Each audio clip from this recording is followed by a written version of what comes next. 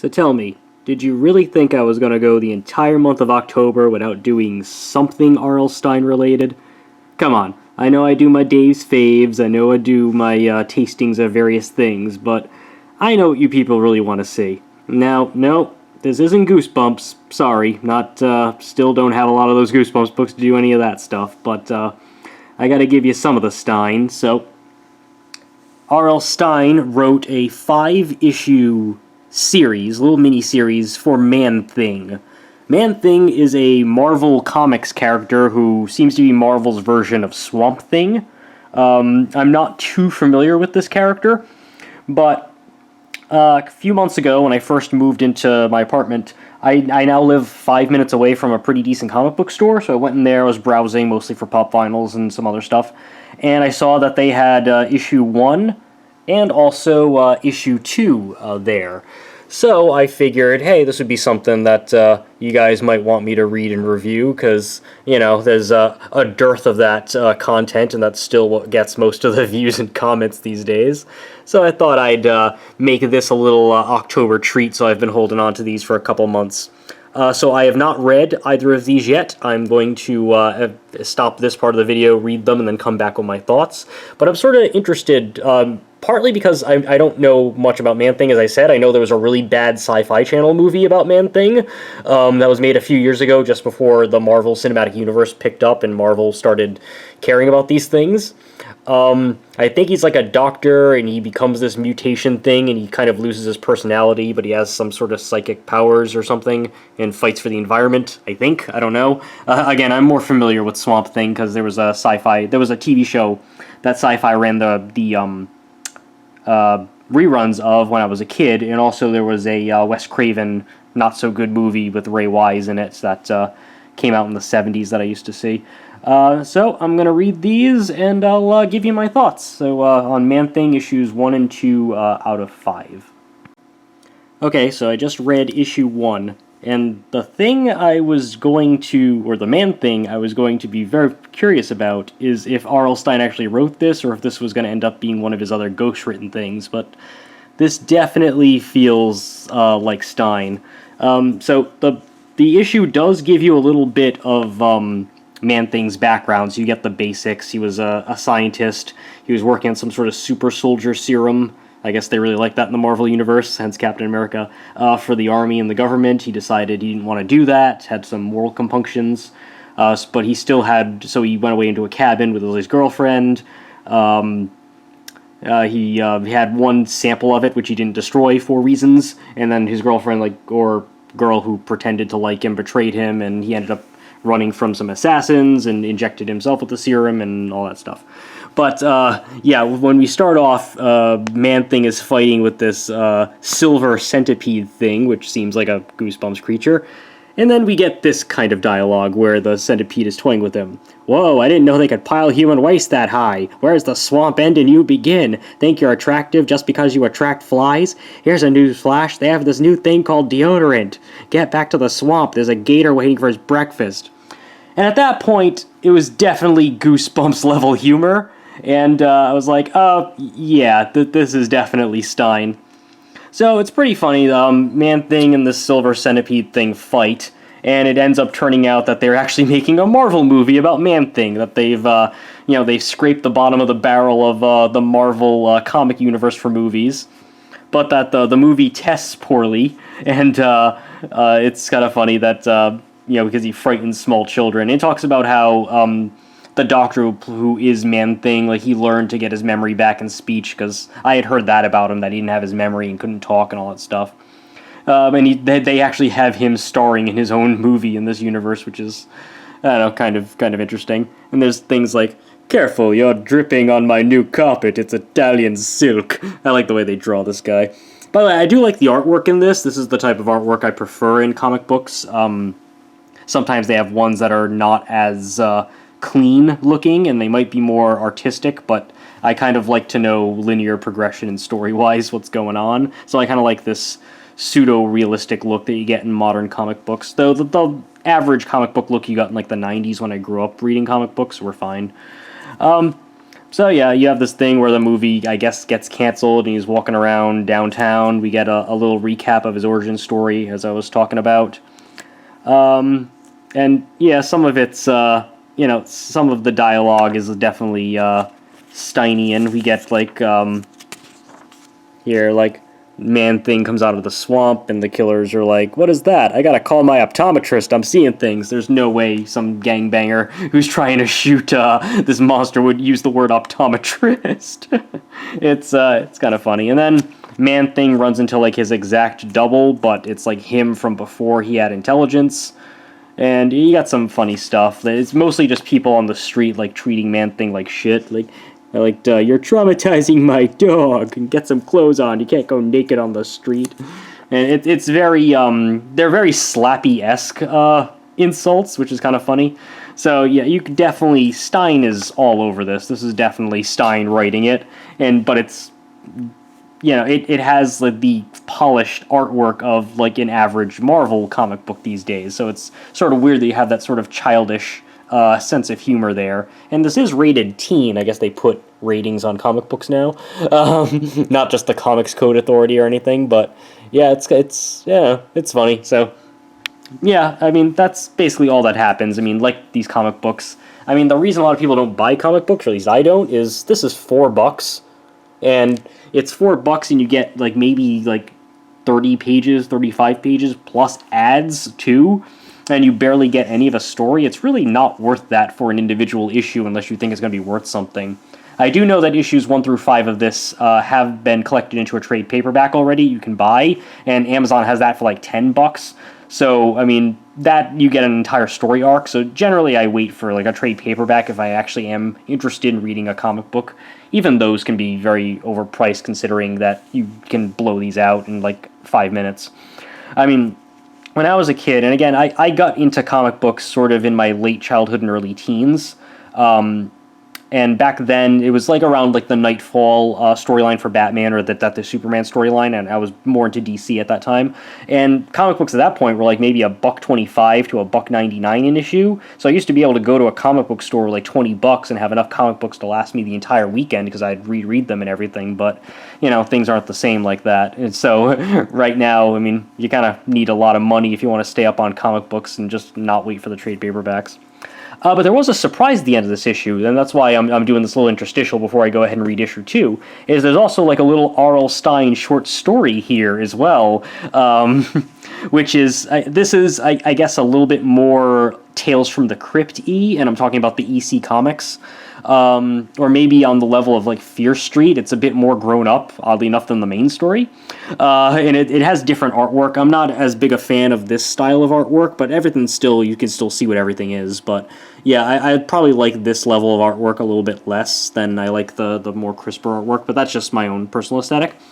But yeah, this is kind of a simplistic story. Guy is like with this like famous, I guess, actress, I think. She's like a beautiful famous actress. After romancing her, the actress admits that she got beautiful and famous because she has some like magical ring with her enchanted ruby on it. I like that she just like gives this information to him, but she warns him that the ring has to choose you. She was homeless and the ring ended up in her begging cup, and that it will curse or kill people because it can punish people if they're not chosen. So, not really heeding that warning, but very much in the EC Comics style, he kills her by smashing a champagne bottle over her head, and then steals the ring. And then he dumps her body overboard, and he wakes up, and I guess the ring did not choose him because it made all of his fingers come off. And yeah, so not to the level of, your normal EC comic, because I also loved getting old issues of the old EC comics, because they were constantly being reprinted at the time. So Tales from the Crypt, Vault of Horror, Haunt of Fear, Shock Suspense stories, anything that the TV show was based on from the old EC era.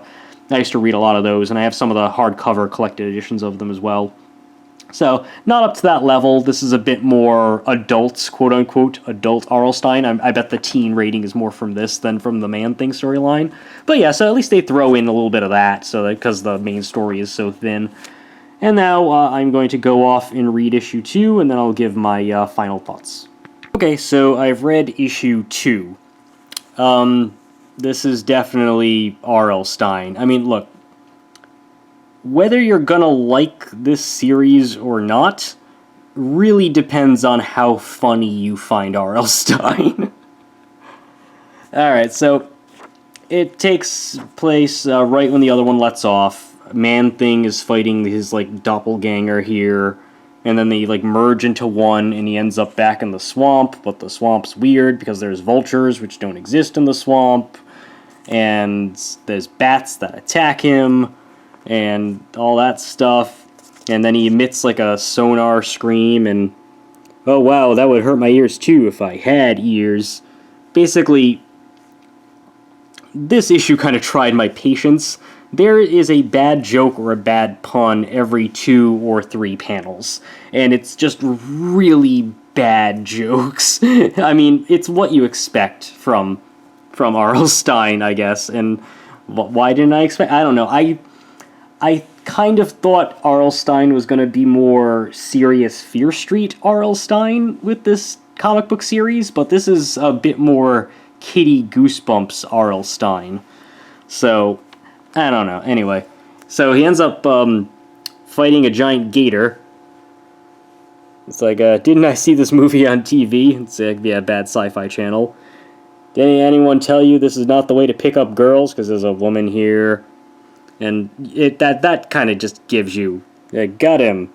That's a wrap, and he ties up the guy's mouth. It's that kind of like groan-inducing humor. It's like, So anyway, he defeats the gator, and then he talks to this woman. I guess this woman was like his girlfriend before he went and joined the army, and she's like hunting for him, and he thinks she can help him become human again, but he can't talk. And she's obviously afraid of him until she realizes, hey, he saved me and is not trying to kill me, but I don't know what he is. And then some snakes. Because why not? Some snakes, like, steal her away. He ties it up. Who won the battle? I guess it's a tie. And they take her away, and that's all she wrote there. Some people come looking for her.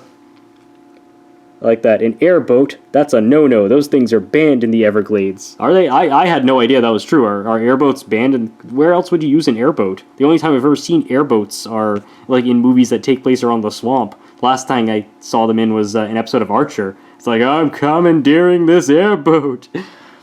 Anyway, they try to kill him, but he's like bulletproof and pain-proof, it says.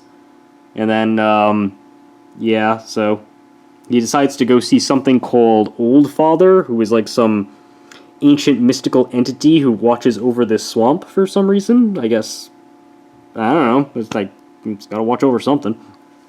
So he goes to look for it, but then there's this door, which is the opening to the nexus of all realities.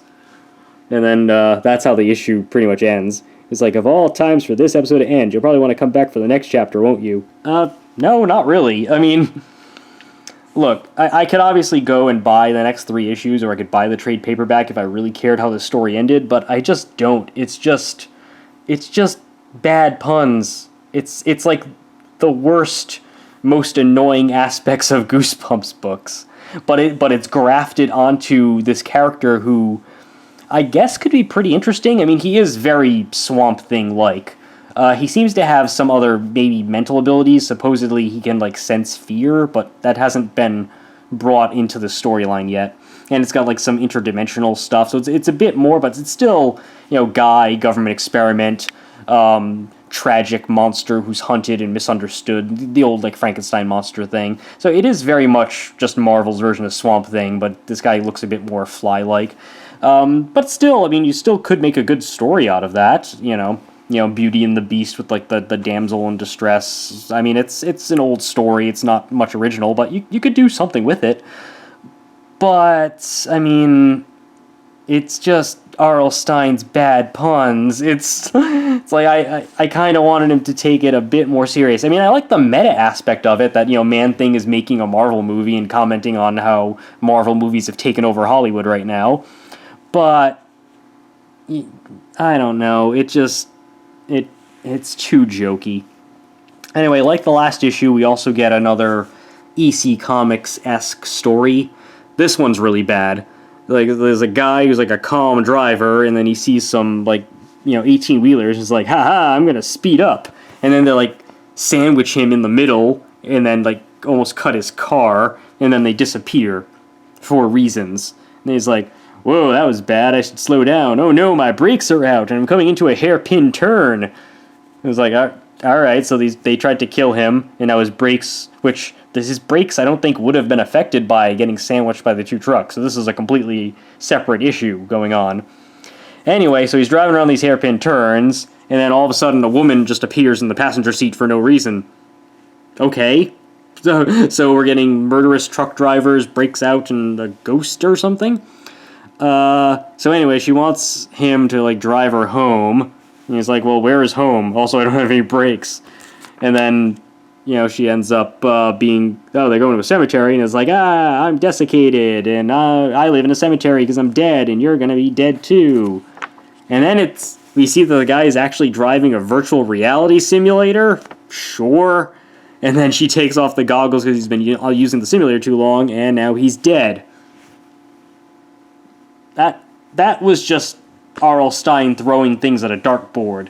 Like, a guy speeds up, and then there's an 18-wheeler. No, there's two of them. And they're upset that he passed them, so they sandwich him in, but then they disappear for reasons. But his brakes are out. His brakes are out, see? And then that means he can't stop. And then there's a ghost. And a ghost sits next to him, takes him to the graveyard. But the twist is, it's actually virtual reality. But he's dead. No. No. So there's 3 other short stories in the 3 other issues I don't have. And I'm sure they're just as bad. So, I mean, look. I still get comments on the old Goosebumps videos that my ex and I did. And there are people who are usually defending these books, the Goosebumps books. And I mean, some of them are legitimately good. Some of them are so bad that they're funny. Some are enjoyable. But some of them are really bad. And, lately I've gotten like a couple comments defending Beast from the East, which is one of the worst of the fucking series. And I don't know what the hell you're thinking. I mean, maybe you're 11, between the ages of 11 to 14, so maybe just your taste hasn't developed. In which case, if you enjoy it, don't let me take that enjoyment away from you. You're free to enjoy anything you want to enjoy that's legal, and Beast from the East is still legal. But R.L. Stine is not a good writer, and I think because my ex and I used to review R.L. Stine's work quite a bit, and we got to meet him and everything, I think a lot of you are under the assumption that or at least I am a huge fan of this guy. I'm not. I like the Goosebumps book as a kid. Some of his stuff is still pretty good. I mean, that Hitchhiker book that was kind of an adult, that Babysitter book. I mean, some of the stuff either has nostalgic value and I like it for that, or I think they're decent. Not good based on like as in judging by books as large, but good on an R.L. Stine scale. And I enjoyed meeting the guy. He seems like a very nice guy. He just kind of wanted to get into comedy and stumbled into horror. But most of the stuff he's written is not good. And this, unfortunately, is not good. It's just a lot of bad puns that maybe an 8-year-old boy would still find funny, but that's about it. And since it's rated teen, I don't know. I'm pretty sure the teen rating only belongs to the short stories at the end, though. Otherwise, this would be whatever the less than T rating is. So, those are issues 1 and 2 of R.L. Stine's Man-Thing, 1 and 2 out of 5. I don't recommend it. It's not really worth it. I like the artwork. The Man-Thing character I'd like to see in an actual serious arc. Maybe I'll take a look at one of the old trade paperbacks and see how he's been dealt with in the past. The metafictional aspect seemed to be pretty cool when it first started. I was going along with that. I chuckled at a couple of things in issue 1, but by issue 2, it's just a string of just bad puns in this cliched storyline. So it's not good. It's not good. So that's all I really have to say about these things. This was one of the little things I had been planning for October, and I unfortunately didn't get to it until the end of the month. I actually don't know if I'm going to get all the videos in that I want to get in by the end of business tomorrow, since tomorrow is Halloween from when I'm recording this, but I'll see if I can get. I mean, I still got like 2 Dave's Film Faves I want to try to get up, and maybe like 1 more surprise video, but don't hold me to it. So, I hope those of you who are clamoring for more Stine-related content at least were happy that I did a little bit of Stine. And, hey, if I don't speak to you or you unsubscribe because I don't have enough of this stuff anymore, happy